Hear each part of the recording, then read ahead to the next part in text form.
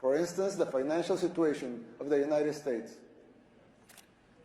When I talk to my conservative friends right here, they always tell me that the problem is high taxes. But they're wrong. Of course, high taxes are extremely high here in the United States. I give you that. You're right in that. But that's not the real problem. The real problem is not the high taxes themselves, but the fact that they are not even really funding the government. Not even those high taxes, higher than a lot of places in the world, not even those taxes are really funding the government. So who's financing the government? Government is financed by treasury bonds, paper. And who buys the treasury bonds? Mostly the Fed. And how does the Fed buy them? By printing money. But what backing does the Fed have for that money being printed? The treasury bonds themselves. So basically, you finance the government by printing money out of thin air. Someone could ask,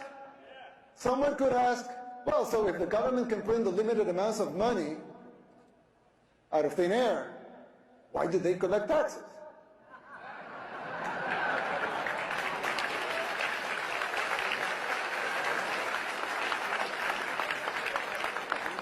I mean, in theory, it would make sense, right? If they can print unlimited amounts of money, why would they need taxes for? The answer is simple, but it's very shocking.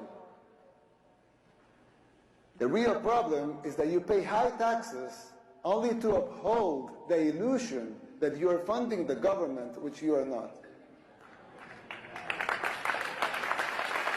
It's shocking, but it's true.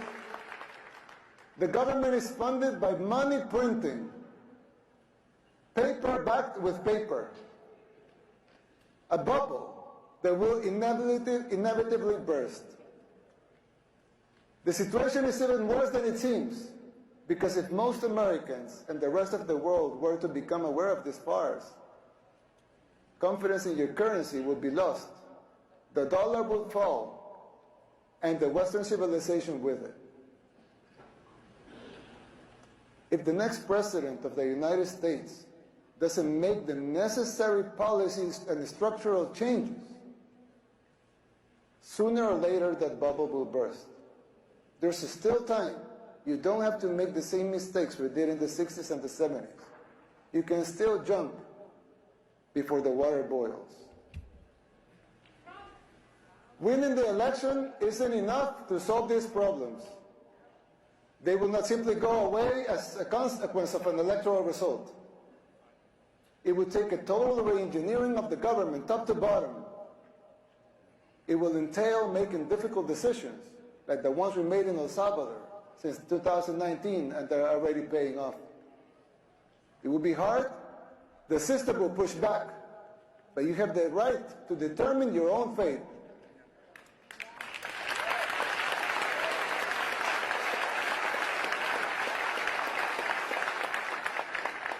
Salvadorans did the same. The decision for the direction of our nation was ours, and it continues to be ours. We didn't tolerate being told what to do. In doing so, we did the unthinkable. Against all adversity, we transformed El Salvador from the most dangerous country in the world to the safest in the Western Hemisphere.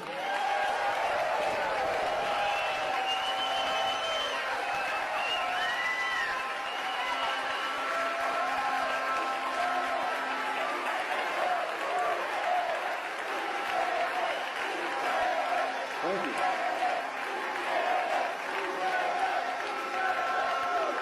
Thank you.